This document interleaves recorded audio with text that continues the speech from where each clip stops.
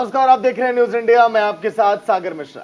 नमस्कार, मैं हूं दीपिका सिंह। चलिए करेंगे खबरों की शुरुआत और सबसे पहले आज की बड़ी खबर पे हमारी नजर रहेगी। जी हां, न्यूज इंडिया लगातार पल पल की अपडेट आपको निकाय चुनाव से जुड़ी हुई भी देगा और कर्नाटक चुनाव से जुड़ी हुई भी देगा। चलिए सागर शुरुआत करते हैं। तो चलिए आज के दिन की पहली और बड़ी खबर, यूपी निकाय चुनाव का परिणाम आज के दिन सामने आएगा। सुबह 8 बजे से मतगणना शुरू हो जाएगी।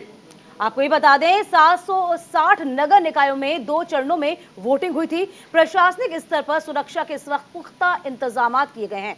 इधर मतगणना केंद्रों की बात करें तो मोबाइल ले जाने पर इजाजत नहीं है। पहले चरण में प्रदेश के 9 मंडलों के 37 जिलों में 52% मतदान, वहीं मंडलों के 37 जिलों में 52% वोटिंग हुई है। विजयी प्रत्याशियों को जुलूस निकालने की इजाजत हालांकि नहीं है। 2 चरणों में 4 मई और 11 मई को वोट डाले गए थे। तो फिलहाल आपको बता दें, आज का दिन बहुत ही ज्यादा महत्वपूर्ण है। निकाय चुनाव का आज रिजल्ट आएगा। शहरों में किसकी सरकार होगी, कुछ ही देर बाद इसके पत्ते खुल जाएंगे, कुछ ही देर बाद स्पष्ट हो जाएगा। क्योंकि जिस तरीके से नगर निकाय चुनावों में देखा जाए, कहीं ना कहीं बीजेपी का वर्चस्व रहा है। क्या समाजवादी पार्टी बसपा उनको मात देती नजर आएगी? यदि हम कांग्रेस की बात कर लेते हैं तो कांग्रेस बहुत समय से सत्ता से दूर चल रही है।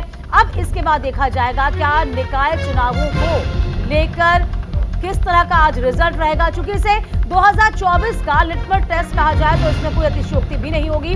आज का दिन बहुत महत्वपूर्ण। तो सुबह 8 बजे से मतगणना की शुरुआत, पहले रुझान उसके बाद परिणाम, फिर होंगी तस्वीरें साथ। क्योंकि 2 दिग्गज पार्टियां हैं, सपा और बीजेपी, जिनके बीच कहा जा रहा है कि सीधी टक्कर है। निकाय चुनाव के परिणाम आज के दिन, बिल्कुल आज का दिन बहुत अहम इसलिए भी हो जाता है क्योंकि आपको याद होगा किस तरीके से दोनों चरणों में प्रदेश के मुख्यमंत्री योगी आदित्यनाथ ने लगातार प्रचार प्रसार अभियान में जुटे हुए थे। लगातार रैलियां की थी, जनसभाएं की थी। आज का दिन बहुत महत्वपूर्ण हो चलता है। तो फिलहाल 8 बजे से मतगणना की शुरुआत हो जाएगी। 760 नगर निकायों में 2 चरणों में वोटिंग हुई थी। आज इसका परिणाम आएगा।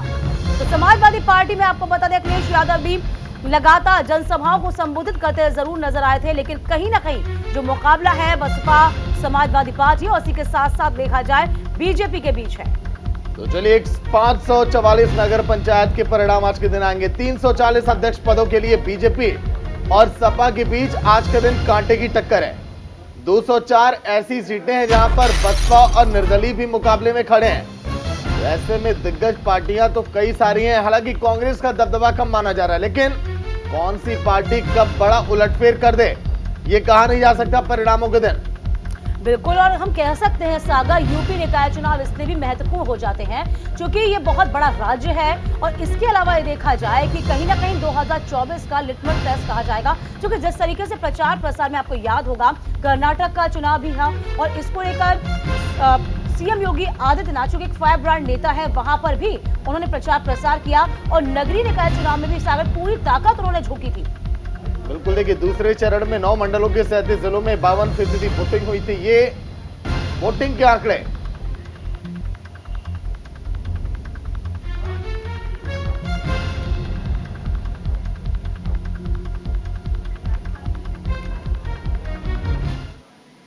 तो चलिए शेखर आनंद त्रिवेदी लखनऊ से, हमारे संवाददाता मदन मोहन शर्मा वाराणसी से, इसके साथ ही साथ राहुल भदौरिया कानपुर से, अपूर्व पाठक अयोध्या से इस समय लाइव जुड़ गए पूरी जानकारी के साथ।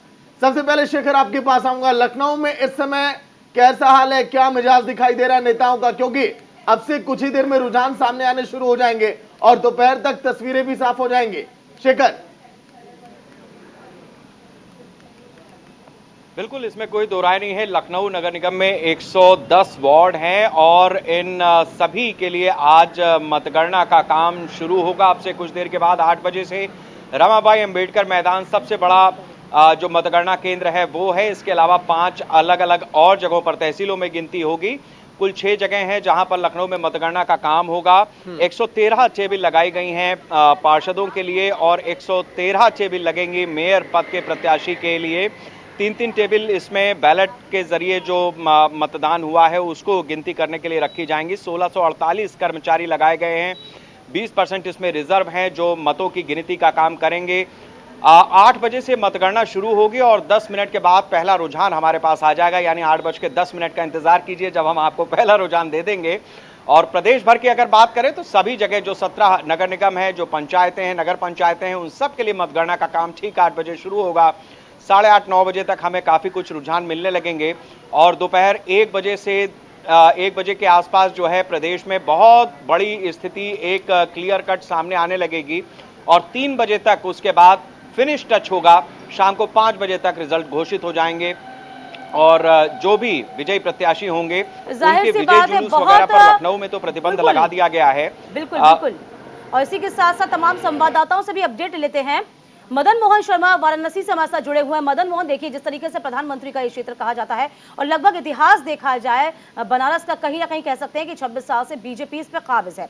तो फिलहाल जो तस्वीरें हैं, आज रिजल्ट का दिन है, तैयारियां कैसी देख पा रहे हैं मदन, जरा ये बताइए।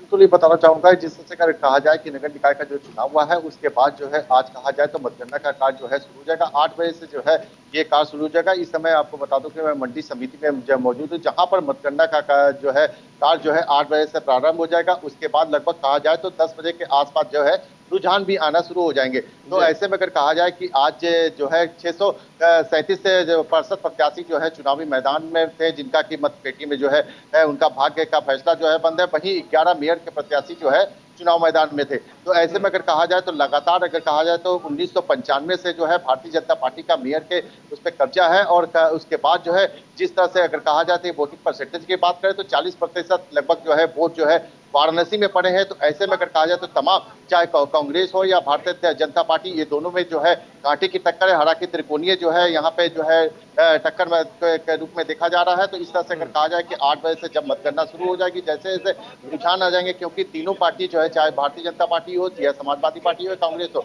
तीनों जो है अपनी अपनी जो है ताल जीत की ताल जो है ठोक रहे हैं। तो ऐसे में जो है आज जो है कुछ 11 बजे के बाद तस्वीरों में आप देख सकते हैं कि यहाँ पे मतगणना का कार्य जो है शुरू हो चुका है। अब तमाम सुरक्षा व्यवस्था की जो है यहाँ पे की जाएगी। हर कोई को जो है यहाँ पे अंदर जो भी जो जा रहे हैं उनको जो है पूरी तरह से अगर कहा जाए तो चेकिंग कर करके जो है अंदर में भेजा जाना है।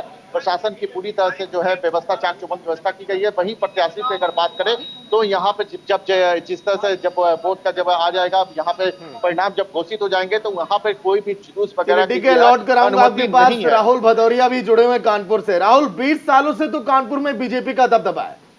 110 वार्ड देखिए कानपुर में भी है। बीजेपी एक ऐसी पार्टी जिसने सभी वार्डों में अपने प्रत्याशी उतारे थे और इस बार जो है सपा ने सबसे ज्यादा मेहनत पूरे प्रदेश में कानपुर में ही की है। क्या इतिहास बदल पाएगी क्या बीजेपी का, राहुल?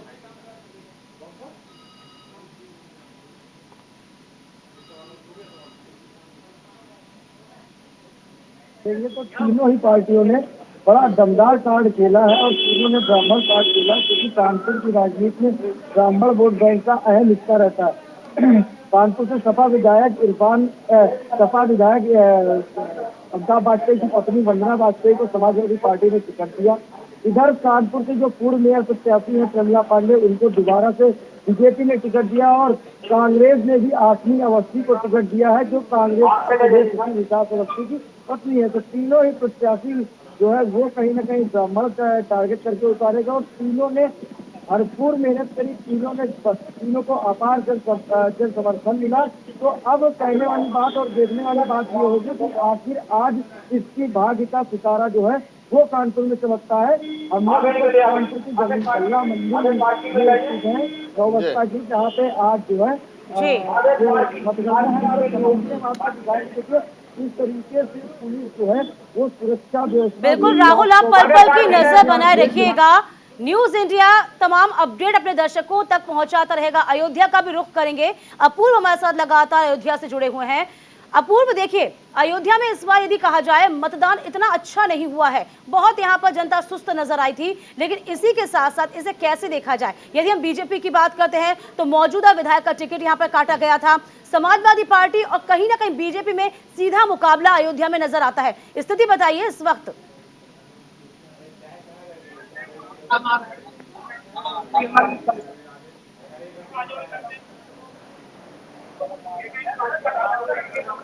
अपूर्व, आपकी आवाज हम तक स्पष्ट नहीं आ रही है, ठीक करने की कोशिश कीजिए। जी कहिए।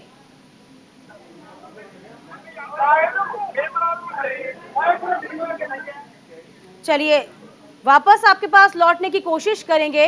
इसके बाद गाजियाबाद का रुख कर लेते हैं हम। हमारे संवाददाता हैदर भी वहां से जुड़े हुए हैं। हैदर, देखिए गाजियाबाद में फिलहाल स्थितियां जो है बहुत स्पष्ट नजर आती हैं, लेकिन उसके बाद यदि हम आज तैयारियों की बात कर लेते हैं, कितनी संख्या में आपको यहां पर नजर आ रहे हैं पुलिसकर्मी और चाक चौबंद व्यवस्था क्या आप देख पा रहे हैं? जरा जानकारी दीजिए। देखिए दीपिका, अगर गाजियाबाद की बात की जाए तो गाजियाबाद के गोविंदपुर की जहाँ चारों तरफ से जो पूरा 1 किलोमीटर का दायरा है, जो अलग अलग चेक पोस्ट बनाए गए हैं ताकि कोई आम आदमी अंदर ना आ सके।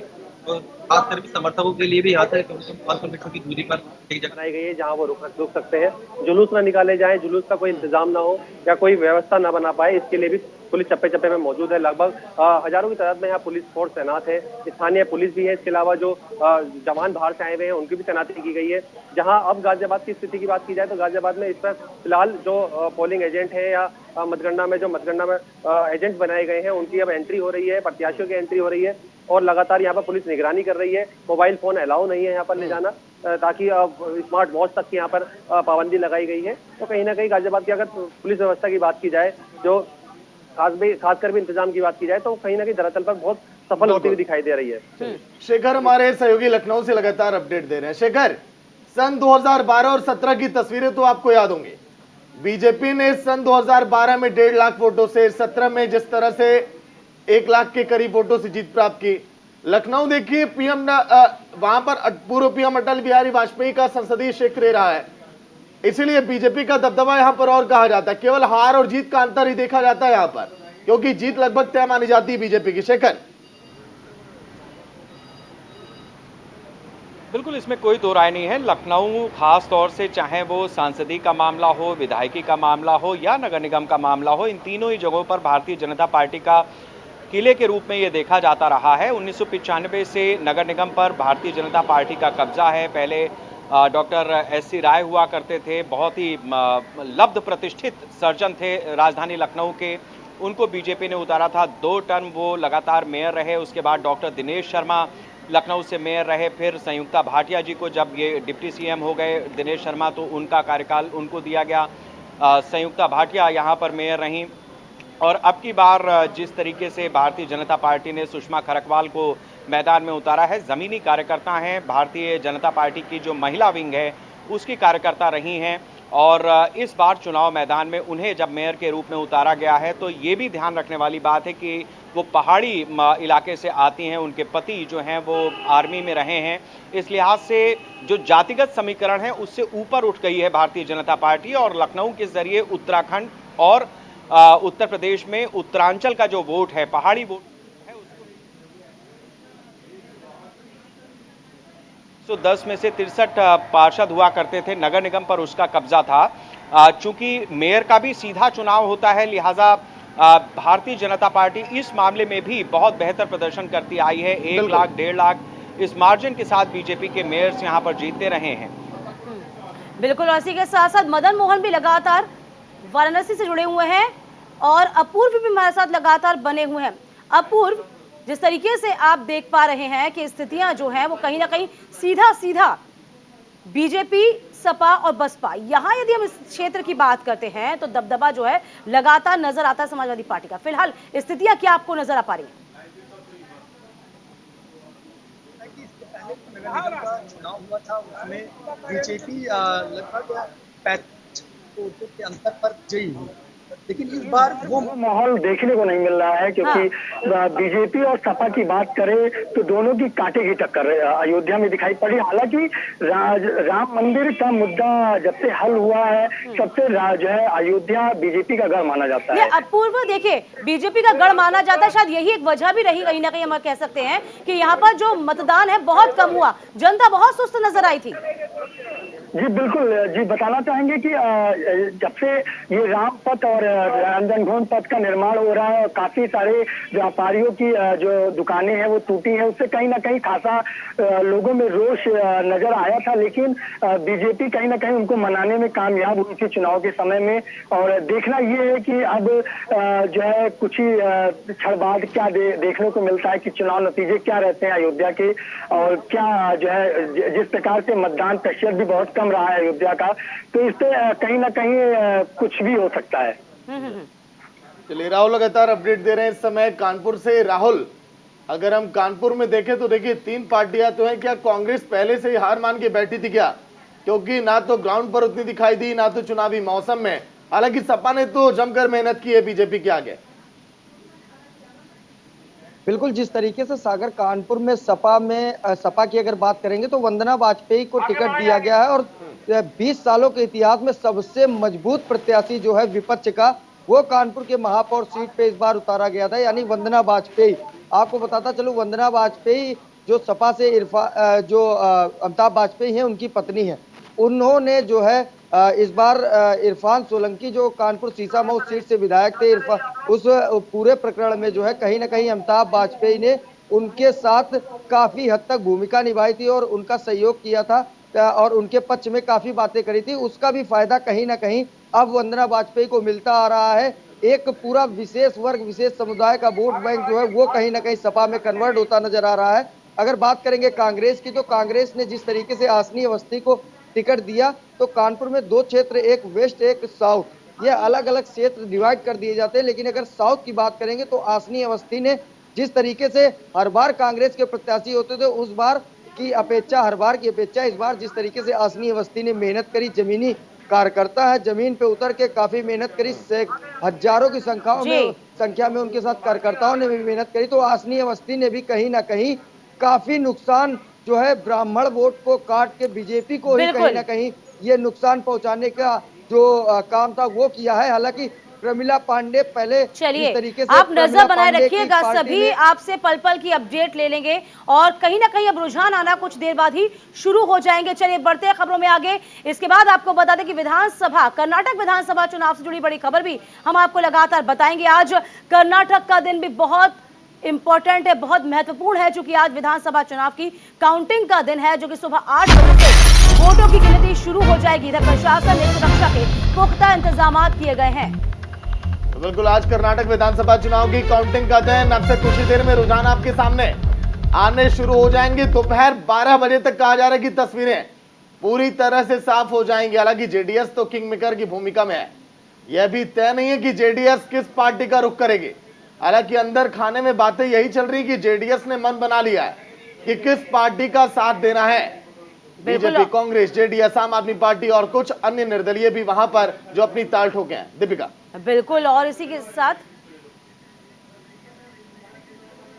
चलिए हमारे साथ हमारे संवाददाता न्यूज रूम से जुड़ रही हैं चारुल। देखिए, जिस तरीके से 73.19% मतदान हुआ था, ये किस ओर इशारा करता है? क्या लगता है इस वक्त क्या स्थितियां बन पाएंगी? चारुल, तरह से इस बार मतदान हुआ है और सबसे अहम चीज ये है दीपिका, अगर ये समझने की कोशिश करेंगे कि कर्नाटक उन राज्यों में शुमार है, ये वो इकलौता राज्य है दक्षिण भारत में जहां पर भारतीय जनता पार्टी की सरकार है। लेकिन जो एग्जिट पोल के नतीजे हम देख रहे हैं, एग्जिट पोल में जो हमने देखा है उसमें कहीं ना कहीं कांग्रेस को एक अच्छी खबर मिल रही है। कांग्रेस को जिस तरह से समर्थन मिला है एग्जिट पोल के मुताबिक, अगर वो वाकई नतीजों में तब्दील हो जाता है तो भारतीय जनता पार्टी के लिए मुश्किल वाली बात हो जाएगी, क्योंकि यहाँ पर वो इकलौता राज्य जहां पर उन्होंने सत्ता बनाई हुई है, जहां पर सरकार में है, वो पार्टी, वो राज्य जो है उनके हाथ से चला जाएगा। यहाँ पर तमाम मेहनत जो है वो की गई है, खुद प्रधानमंत्री नरेंद्र मोदी की ओर से कहा गया है। इसके साथ हमने देखा था कि तमाम स्टार प्रचारक जो है वो पहुंचे थे। कांग्रेस ने तमाम कोशिशें की है। जेडीएस यहाँ पर कहा जा रहा है कि किंग मेकर बनकर साबित हो सकती है, क्योंकि त्रिशंकु विधानसभा के आसार यहाँ पर बनते नजर आ रहे हैं। जेडीएस अभी वेट एंड वॉच की स्थिति में है। देर रात बैठकों का दौर जो है वो भी देखने को मिला है।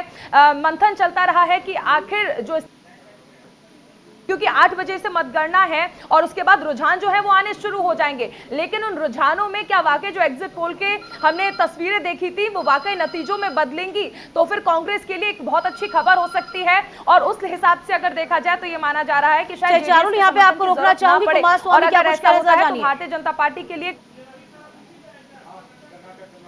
ಬಹುಶಃ ಕಾಂಗ್ರೆಸ್ ನಾಯಕರಿಗಾಗಲೇ ಸೂಟು ಬೂಟುಗಳೆಲ್ಲ ಹೊಲಿಸಿದ್ದಾರೆ.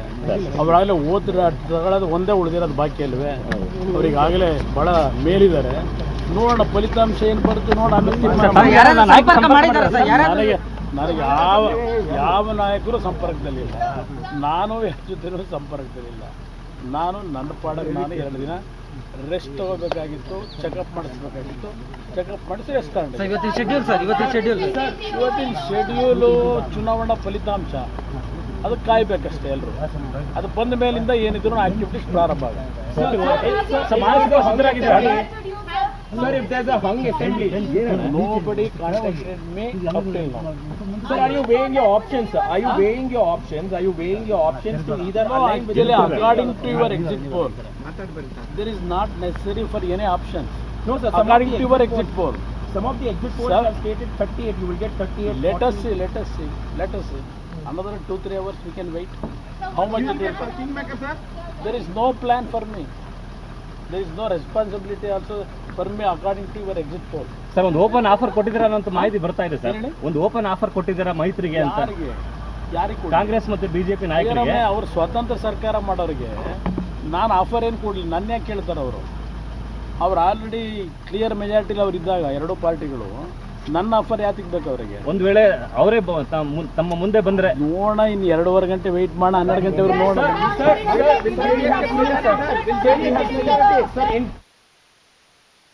को दिखा रहे हैं आज का दिन परिणामों का दिन है, सब कुछ सामने कुछ ही देर में तस्वीरें साफ हो जाएंगी। रवि सराफ सहयोगी इस समय कांग्रेस मुख्यालय से जुड़ गए हैं। रवि, तस्वीरें कैसी? जश्न वहां पर शुरू हो गया है क्या रवि?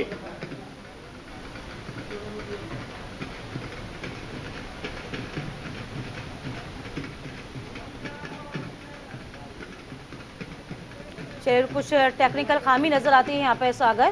रवि से वापस जुड़ने की हम कोशिश करेंगे, लेकिन ढोल नगाड़ों की आवाज़ आप रवि के पीछे से सुन रहे होंगे। हालांकि रवि की आवाज़ स्पष्ट तौर पर नहीं आ पाई, लेकिन कहीं ना कहीं कांग्रेस मुख्यालय के बाहर वो खड़े हुए हैं और ढोल नगाड़े की आवाज़ अभी से ही बजना शुरू हो गई है। तो फिलहाल कुछ देर का वक्त रह गया है, जब अब आपको बता दें कि कहीं ना कहीं मतगणना शुरू हो जाएगी। यदि कर्नाटक की बात करी जाए, 73.19% मतदान हुआ था। 36 मतगणना केंद्रों पर आज वोटों की गिनती होनी है।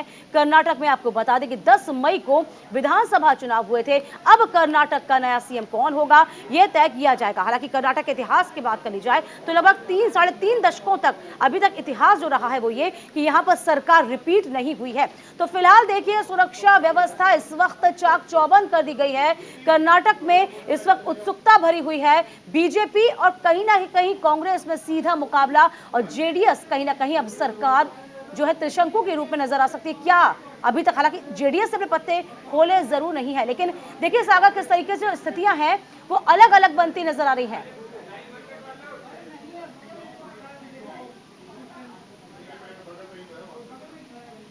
चलिए, सहयोगी दीपक चौबे भी इस समय बीजेपी दफ्तर से लाइव जुड़ गए हैं। दीपक, वहां की तस्वीरें कैसी? क्योंकि कांग्रेस ने तो जश्न की शुरुआत अब कर दी है। दीपक,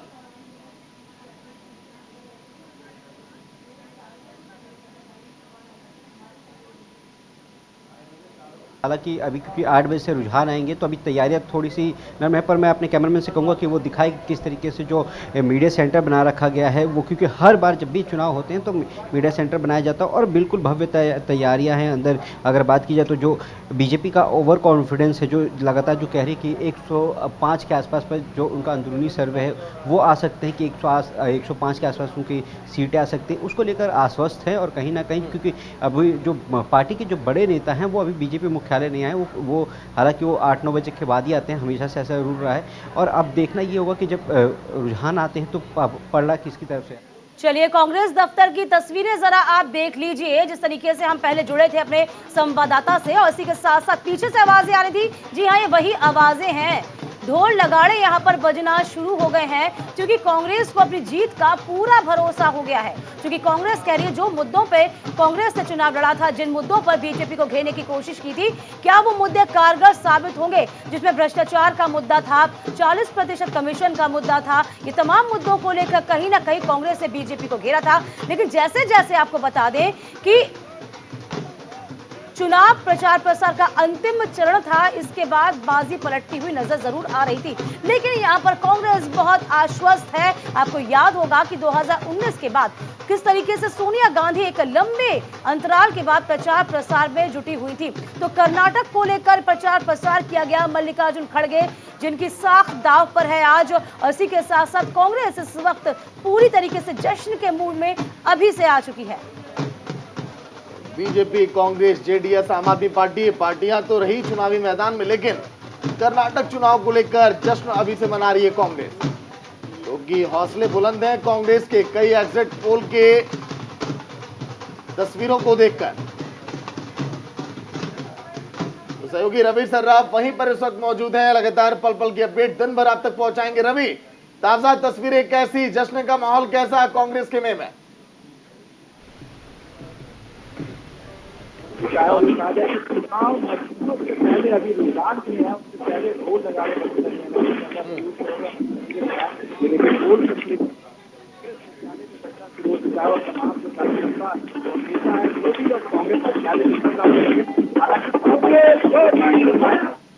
बिल्कुल रवि, देखिए आवाज इतनी तेज है ढोल नगाड़े की कि आपकी आवाज भी हमें तक स्पष्ट नहीं आ पा रही है, यानी कि मिठाई बनना भी शुरू हो गई होंगी। तो नतीजे छोड़िए, रुझान भी नहीं आए और आप लोग ढोल नगाड़े के साथ उत्साहित नजर आ रहे हैं। देखिए, हमें पता कि हमने पेपर बहुत अच्छा दिया, रिजल्ट भी अच्छा आएगा, रिजल्ट को लूटने नहीं देंगे इस बार। और राहुल गांधी की लोकसभा छीनना, उसका घर छीनना और प्रियंका गांधी का कर्नाटक में जाके कहना कि प्रधानमंत्री अपनी दुहाई दे रहा है, कह रहा है कि मुझे गाली देते हैं। भाई ऐसा काम क्यों करते हैं? जनता के दुख दर्द को समझते नहीं, हर बार कहते हैं मुझे गाली देते हैं। तो देश की जनता ने समझ लिया, हमारी जो बेटियां पहलवान बैठी है जंतर मंतर पर, सारा देश देख रहा है। अब इनको वोट देने वाला किसान परेशान, महिला परेशान, व्यापारी परेशान, वोट देगा कौन? जगदीश जी के चारुल जी स्टूडियो में वो आपसे सवाल कर रहे हैं कि आप लोग अति उत्साहित तो नहीं है कहीं? नहीं, अति उत्साहित हम नहीं है, हमने पेपर दिया और अच्छा पेपर दिया है। हमें पता कि हम IAS IPS बनेंगे, इससे कम नहीं बनेंगे, रिजल्ट अच्छे आएंगे। चारू जी 150 पार कांग्रेस आएगी। राहुल गांधी की भारत जोड़ो यात्रा, प्रियंका गांधी का मोदी परिवार और राहुल गांधी का घर घोषणा, उसकी लोकसभा घोषणा, जनता ने अपना कर्नाटक के रूप में अपना घर, अपना दिल दे दिया है। ईवीएम पे कोई दुख दर्द नहीं है, ईवीएम से कोई शिकायत नहीं है उनकी। 50 सीट पर सेट हैं, 25 सीट के आएंगे, 75 पर रुकेंगे। फिर भी ईवीएम तो, क्योंकि मोदी जी को पता है ईवीएम के बिना उनका गुजारा नहीं है। जनता ने बाहर का रास्ता दिखा दिया है, ईवीएम का भी विरोध करेंगे अगर हमारे पेपर को फेल कर दिया इन्होंने। बहुत मजबूत है आपका, पूरी तैयारी से हैं। IB के बड़े बड़े अफसरों ने मुझे बताया है, अफसर तो हमारे हैं 9 साल पहले थोड़ी बढ़ते हुए हैं कि भाई 50 सीट से हटे, 25-30 सीट आएंगी, 80 पे रुकेंगे। चलो 80 भी ठीक है, पर हम 150 पार जाएंगे। का व्यवस्था है, ढोल नगाड़े तो ढोल है, हर बम पटाखे है, व्यवस्था पूरी है।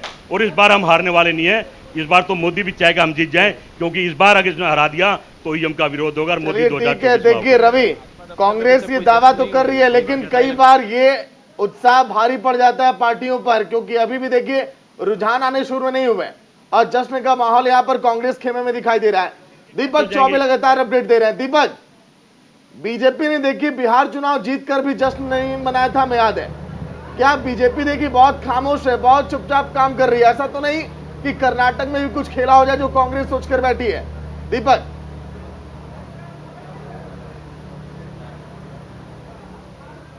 बिल्कुल सागर, और बिहार वाला आपको याद भी होगा, मैं और वही दिन था जब उसी दिन का इसी में पूरा हॉल में बनाया गया था मीडिया सेंटर। और बात की जाए तो करीब 12 बजे के आसपास रिजल्ट आए थे।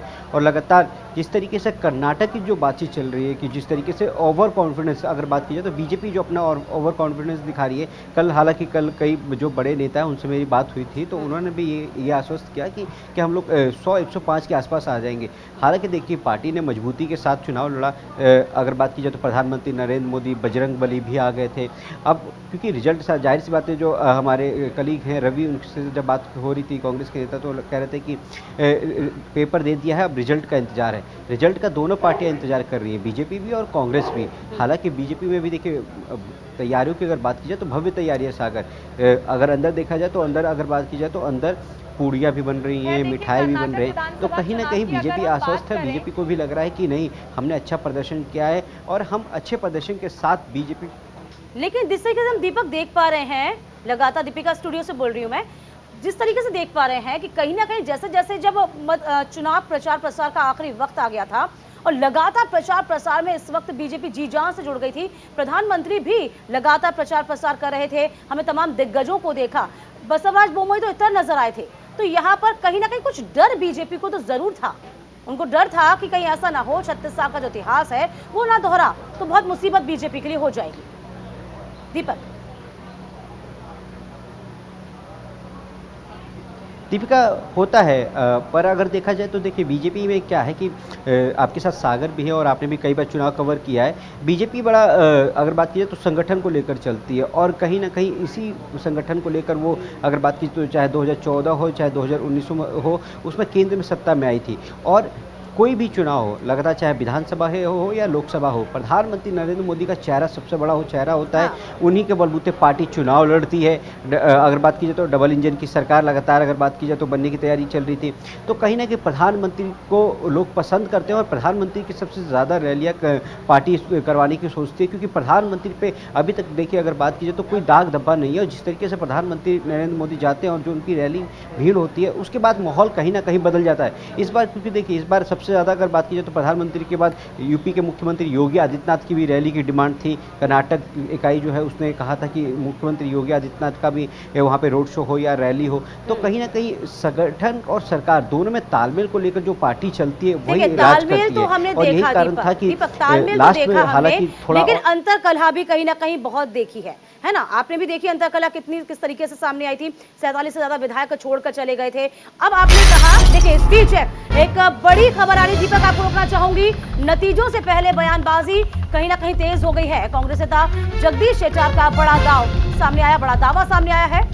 कर्नाटक में पूर्ण बहुमत से बनेगी सरकार, ये कहना शेट्टार साहब का। नतीजों से पहले बयानबाजी तेज और ये जता रहा है कि कांग्रेस अश्वत्थ की जीत को लेकर कांग्रेस ये मान बैठी कि कर्नाटक में सत्ता में वापसी करेगी कांग्रेस, पूर्ण बहुमत की सरकार बनेगी। चारुल भी देखिए लगातार अपडेट दे रही है। चारुल, 10 ऐसे एग्जिट पोल देखिए सामने आए, जो 5 तो ऐसे जिसमें कहा जा रहा है कि हंग असेंबली एक बार फिर से कर्नाटक में, 4 में कहा जा रहा है कि कांग्रेस की वापसी हो सकती है, 1 में कहा जा रहा है कि बीजेपी भी आ सकती है सत्ता में। लेकिन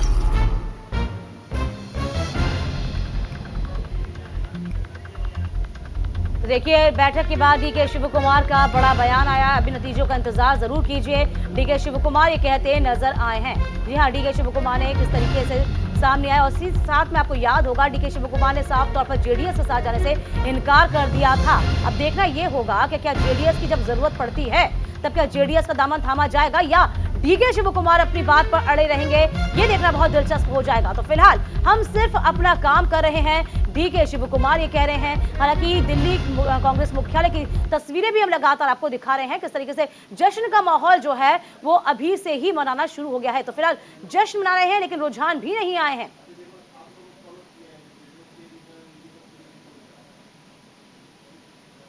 तो देखिए अब कुछ ही वक्त शेष रह गया है।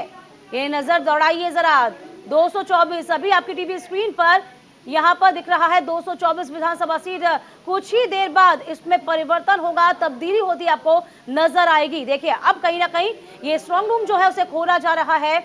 इसके साथ साथ अब शुरुआत हो जाएगी मतगणना की।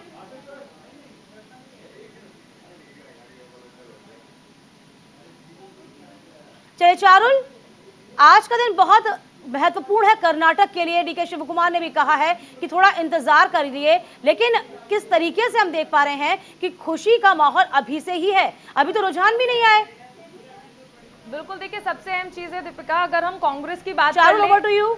बिल्कुल, देखिए अगर हम कांग्रेस की बात कर लें तो कांग्रेस अक्सर कहती थी कि देखिए नतीजों का इंतजार करिए, एग्जिट पोल पर नहीं जाइए। लेकिन इस बार एग्जिट पोल क्योंकि उनके समर्थन में कहीं ना कहीं नजर आ रहे हैं, उनके पक्ष में नजर आ रहे हैं, तो इसलिए कांग्रेस में खुशी देखने को मिल रही है। सहयोगी रवि सराफ के पीछे भी हमने देखा कि किस तरह से कांग्रेस में जश्न मनना शुरू हो गया है। लेकिन सबसे अहम चीज, एक वजह ये जो मानी जा रही है कि सियासी हालात अब पिछली बार जैसे नहीं है, और ये समझना इसलिए भी है क्योंकि आपने देखा कि कहीं ना कहीं टिकट ना मिलने से जगदीश शेट्टार जो है वो नाराज हो गए थे। लक्ष्मण की अगर हम बात कर ले, सावदी वो नाराज हो गए थे। और ये एक ऐसा मौका है जो कांग्रेस के पक्ष में गया, और वहां पर यानी वो जिले जहां पर कहीं ना कहीं बीजेपी को बढ़त मिली थी पिछली बार, इस बार वहां पर बीजेपी कमजोर नजर आ रही है। लेकिन अगर हम इलाकों की बात कर ले, अगर हम एरिया के हिसाब से बात कर ले, तो मुंबई कर्नाटक में देखिए जो एग्जिट पोल है वहां पर जहां 50 सीटें हैं वहां पर नेक टू नेक फाइट बताई जा रही है, और यहां पर बीजेपी को 24 में से 27 सीटें मिलती हुई नजर आ रही है एग्जिट पोल के हिसाब से,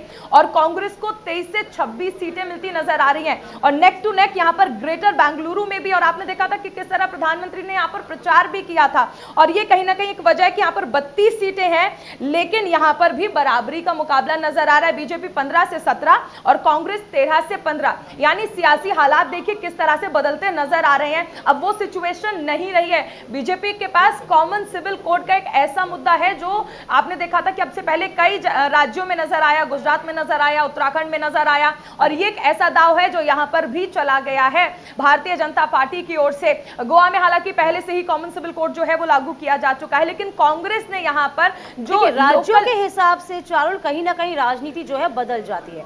कॉमन सिविल कोड की बात जरूर यहां पर कर रही है बीजेपी, और इसी के साथ साथ कहीं ना कहीं कांग्रेस ने भ्रष्टाचार का मुद्दा खेला है। आपको याद होगा बसवराज मोमोई कहीं नजर नहीं आए, कहीं उनके आपको झंडे, बैनर, पोस्टर नजर नहीं आए, बहुत ज्यादा रैलियां, चुनावी जनसभाएं करती नजर नहीं आई, क्योंकि बीजेपी कहीं ना कहीं इस बात से जरूर आहत थी, डरी हुई है कि जो आरोप उन पर लगाए गए, क्योंकि आपको याद होगा कि यहाँ पर खुद यहाँ पर बीजेपी के नेता दिल्ली पहुंचे थे और प्रधानमंत्री से भी शिकायत की थी कि 40% का जो कमीशन है वो बहुत हावी है, और यही एक वजह भी है जो कहीं ना कहीं बीजेपी में डर का माहौल कायम करती है। तो बीजेपी इस वक्त डरी जरूर है, लेकिन कांग्रेस की यदि हम बात करते हैं तो कांग्रेस ने अपने मैनिफेस्टो में तमाम बातें जरूर कही हैं, 5 मुख्य बातें कही, लेकिन उन मुख्य बातों में एक बात एक ऐसी कह दी कि जिस तरीके से उस पूरी बात को बीजेपी कैश करने की पूरी कोशिश में रही, जिसमें उसने कहा कि बजरंग दल को बैन कर देंगे। अब यहाँ स्थितियां जो है ना चारुल थोड़ी सी बदलती जरूर नजर आती हैं।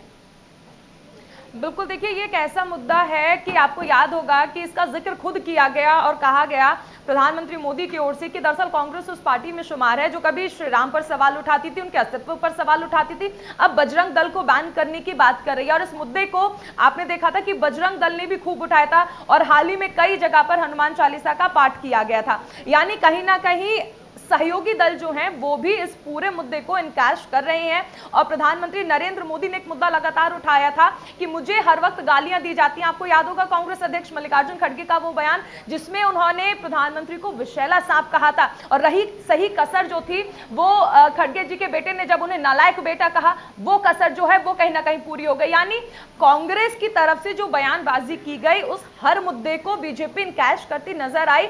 लेकिन यहाँ पर अगर हम मुद्दों की बात करें लौट कर आएंगे, क्योंकि न्यूज इंडिया पर अब से कुछ ही देर में जब हम तस्वीरें दिखाएंगे रुझान की, धीरे धीरे सब कुछ यहाँ पर साफ होगा कि आखिर किस पार्टी ने कितना पसीना बहाया और परिणामों में कितना तब्दील हो पाया। बड़ी खबर आपको बता रहे हैं विधानसभा चुनाव को लेकर, विधानसभा चुनाव को लेकर ये बड़ी खबर, जहां थोड़ी देर में न्यूज इंडिया पर पहला रुझान आना शुरू हो जाएगा। तो कर्नाटक में कांग्रेस, बीजेपी, जेडीएस के बीच मुकाबला है, और कुछ ही देर में न्यूज इंडिया पर रुझान आना शुरू हो जाएगा।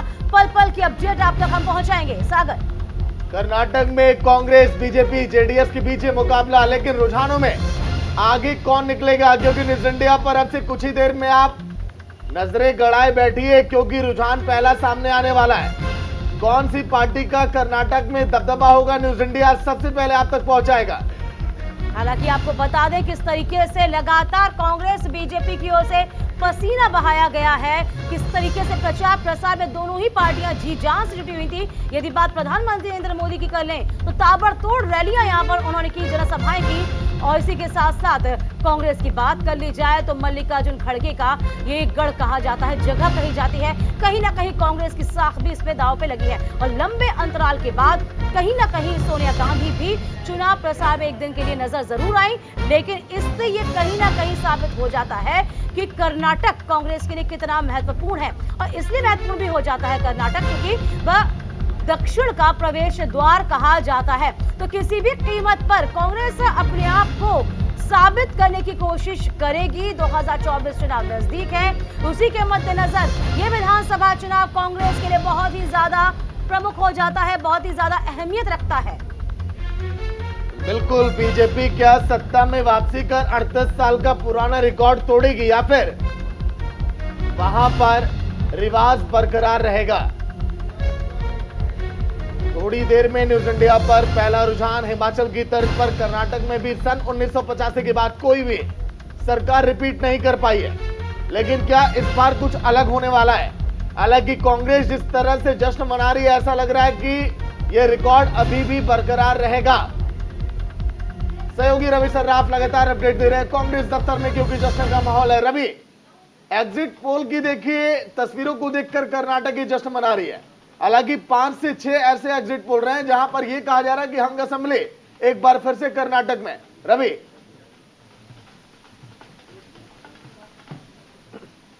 बिल्कुल, देखिए कांग्रेस पार्टी की अगर बात करें तो इस पूरे चुनाव को अगर आप देखें ध्यान से तो परिपाटी कांग्रेस पार्टी ने बदली है, चुनावी रणनीति को कांग्रेस पार्टी ने बदला है। क्योंकि अमूमन हमें ये देखने को मिलता है सागर की और भी राज्यों के विधानसभा चुनाव को हमने देखा है, जिस तरीके से प्रचार अभियान कांग्रेस पार्टी चलाती है, राष्ट्रीय मुद्दों को विधानसभा चुनाव में भुनाने की कोशिश की जाती है, उस कवायद से कांग्रेस पार्टी इस बार दूर होती हुई नजर आई। और खासतौर पर राहुल गांधी, क्योंकि देखिए हर एक विधानसभा चुनाव, अगर आप 2014 के बाद विधानसभा चुनाव को देखेंगे तो मसला होता है अडानी का, प्रधानमंत्री नरेंद्र मोदी का, चीन का, पर इन तमाम मसलों से इस बार राहुल गांधी दूर नजर आए हैं। जो कर्नाटक की जो समस्याएं थी, कर्नाटक की सरकार को लेकर जो समस्याएं थी और जो भविष्य की योजनाएं कांग्रेस पार्टी सोच रही है, इन तमाम बिंदुओं पर कांग्रेस पार्टी विधानसभा चुनाव लड़ने का काम की है। और इन्हीं मुद्दों पर तमाम पार्टी के जो बड़े नेता हैं वो लगातार कर्नाटक में बने रहे। आपने देखा कि इस तरीके से अमूल वर्सेस नंदिनी वहां पर मामला चला गया, बाहरी बनाम राज्य का बनाया गया कि अमूल को लाकर थोपा जा रहा है और इससे राज्य का नुकसान होगा। नंदिनी प्रोडक्ट जो पूरे कर्नाटक की एक जान मानी जाती है, लाइफलाइन मानी जाती है, उसे बर्बाद करने की कोशिश की जाएगी। तो एक पूरा जो कवायद कांग्रेस पार्टी ने किया, किसी तरीके से जो वहाँ के जो इश्यूज हैं, कर्नाटक के जो मुद्दे हैं, उन पर चुनाव लड़ा जाए। जातीय समीकरण को अगर आप देखें तो जिस तरीके से टिकट में कैंडिडेट को बनाया गया, जो टिकट दिए गए कैंडिडेट को, उसको अगर आप ध्यान से देखें तो उसमें आपको समझ में आएगा कि तमाम जो बड़ी जातियां हैं, छोटी जातियां हैं, तो सोशल इंजीनियरिंग कांग्रेस पार्टी ने इस पूरे विधानसभा चुनाव में किया है। और ये कहा समझ पा रहे हैं कि हर एक चीज को बहुत फूक फूक कर कहीं ना कहीं रखा है कांग्रेस ने, लेकिन जिस तरीके से अंतिम चरण में जहरीला सांप कह दिया गया, उसके बाद अपने मैनिफेस्टो में बजरंग दल पर बैन करने की बात कर दी गई, इस चीज को क्या बीजेपी वेट कर रही थी? भुनाने की बीजेपी ने पूरी कोशिश की। दीपिका, स्टूडियो से रवि। बिल्कुल दीपिका, देखिए भुनाने की कोशिश की गई है और दबे आवाज से कांग्रेस पार्टी भी इस बात को महसूस करती है कि बजरंग दल और पीएफआई का जो इशू मैनिफेस्टो में डाला गया वो गलत हुआ है। हालांकि कैमरे पे बोलने से बहुत नेता परहेज करते हैं, बचते हैं, पर यह बात सच्चाई है कि इस बात से कांग्रेस पार्टी के अंदर जो है नाराजगी भी थी कि पीएफआई और बजरंग दल का हमें जिक्र नहीं करना चाहिए था। इस बात को भारतीय जनता पार्टी ने अच्छे से भुनाने की कोशिश किया। प्रधानमंत्री से लेकर मुख्यमंत्री और तमाम भाजपा के बड़े नेता जो भी कर्नाटक गए और कर्नाटक से बाहर भी बजरंग दल और बजरंग बली की इशू को लगातार बनाने की कोशिश किया गया। हालांकि अब जब रुझान और उसके बाद नतीजे सामने निकल कर आएंगे तो स्पष्ट हो जाएगा कि ये मुद्दा कितना कारगर साबित हुआ है। पर जो मेरी बातचीत है कर्नाटक में और जो मैंने वहां पर कवरेज किया और जो देखा है, उससे एक बात कहा जा सकता है कि शहरी इलाकों में तकरीबन 20 से 25 कंस्टिट्यूएंसी में इस मामले का असर पड़ा है। ग्रामीण अंचल की अगर बात करें तो देखिए ग्रामीण अंचल में महंगाई पर भी जनता ने वोट दिया है, महंगाई पर भी वोट दिया है। और जो कर्नाटक के जो मुद्दे हैं, स्थानीय जो गांव के जो मुद्दे हैं, उन तमाम मुद्दों पर कर्नाटक की जनता ने इस बार वोट किया है। हालांकि ध्रुवीकरण करने की भी कोशिश हुई, कांग्रेस पार्टी इससे बचती हुई नजर आई, किसी तरीके से दूरी बनाती हुई नजर आई, पर बजरंग दल और बजरंग बली का इशू कर्नाटक में एकाएक बड़ा बन गया, जिससे कांग्रेस पार्टी को कुछ सीटों पर नुकसान भी उठाना पड़ सकता है। हालांकि शहरी वोटर्स की अगर बात करें तो देखिए शहरी वोट। चलिए, इस बीच एक बड़ी खबर आपको बता दें, चारों साथ ठहरिएगा, एक बीच में बड़ी खबर आ रही है, अभी दर्शकों को बता दें। इस बीच बड़ी खबर, नतीजों से पहले जेडीएस चीफ कुमारस्वामी का बड़ा बयान सामने आया है। अब तक किसी ने संपर्क नहीं किया है, क्योंकि कल जिस तरीके से तस्वीर आई थी, कहा गया था कि 2 जो नेता हैं जेडीएस के, वो कहीं ना कहीं बीजेपी से संपर्क कर रहे हैं। लेकिन जब जेडीएस के चीफ ने कह दिया कि उनसे हमारा कोई संपर्क है ही नहीं, लेकिन इस बात को अब कहीं ना कहीं कुमारस्वामी ने और स्पष्ट कर दिया है कि नतीजों से पहले जेडीएस चीफ ने ये बड़ा बयान दिया। Charul, over to you. ये एक वजह दीपिका कहीं ना कहीं ये भी मानी जा रही थी, क्योंकि जो एग्जिट पोल है उसमें कांग्रेस को जिस तरह से बढ़त मिलती नजर आ रही है, उसकी एक वजह ये भी मानी जा रही है। रवि देखिए, एक बड़ी खबर ये भी हम बता रहे हैं कि अभी तक जेडीएस कह रही है कि किसी ने संपर्क नहीं किया है। क्या, क्योंकि आप कांग्रेस लगातार कवर करते हैं, एक वजह ये भी है कि एग्जिट पोल के हिसाब से कांग्रेस कहीं ना कहीं ये समझ रही है कि उसे जो एग्जिट पोल में रुझान जो बता रहे हैं और जो उसे बढ़त मिलती नजर आ रही है, इसलिए शायद इस बार जेडीएस से संपर्क नहीं किया गया, क्योंकि पिछली बार कांग्रेस और जेडीएस ने मिलकर ही शुरुआत में सरकार बनाई थी। देखिए, एक बात तो स्पष्ट है चारुल की जेडीएस का जो दरवाजा है वो खुला रहता है, चाहे भारतीय जनता पार्टी हो या फिर कांग्रेस पार्टी हो। जिसे भी सिंगल लार्जेस्ट पार्टी जो भी बनकर निकलेगी कर्नाटक में, अगर उसे जरूरत पड़ेगी तो जेडीएस का दरवाजा खुला हुआ है। और हमारे सूत्र बताते हैं कि भारतीय जनता पार्टी के कई नेताओं ने भी जेडीएस के नेताओं से संपर्क साध रखा है और कांग्रेस के भी कुछ बड़े नेता हैं जो जेडीएस के नेताओं के साथ संपर्क में हैं। अब हालांकि जब नतीजे निकल कर आएंगे तब स्पष्ट हो पाएगा कि जेडीएस को किसी को कॉल करने की जरूरत है या फिर जेडीएस कॉल का इंतजार करेगी। पर फिलहाल जीत को लेकर कांग्रेस पार्टी इतना स्पष्ट है कि आप लगातार ढोल नगाड़ों की आवाज सुन रहे होंगे और आपको तस्वीरें भी अगर दिखाने की कोशिश करें और तस्वीरें आपको दिखाएं तो आप देख सकते हैं किस तरीके का जो जश्न है कांग्रेस मुख्यालय में लगातार चल रहा है। यहाँ पर ढोल नगाड़े बज रहे हैं, जो कार्यकर्ता हैं वो आपको डांस करते हुए नजर आ रहे होंगे और इस तरीके से लगातार जो कार्यकर्ताओं का आने का जो सिलसिला है वो कांग्रेस मुख्यालय में जारी है। देखिए रवि, ये दिन भर जारी रहेगा। फिलहाल एक बड़ी खबर आपकी टीवी स्क्रीन पर। अब से कुछ ही देर में न्यूज इंडिया पर रुझान आएंगे। केवल 5 मिनट का वक्त बचा है, केवल 5 मिनट का वक्त। न्यूज इंडिया पर पहला रुझान आप देखेंगे, इंतजार करिए, कहीं जाइएगा मत। आप अपनी नजरों को टिकाए बैठिए न्यूज इंडिया की स्क्रीन पर। अब से 5 मिनट के बाद न्यूज इंडिया पर पहला रुझान। कांग्रेस, बीजेपी, जेडीएस, ये 3 दिग्गज पार्टियां जिनके बीच कर्नाटक में मुकाबला है। ऐसे में इंतजार करिए क्योंकि 5 मिनट के बाद न्यूज इंडिया पर पहला रुझान और पूरे दिन भर न्यूज इंडिया की इस परिणामों पर मेगा कवरेज लगातार जारी है।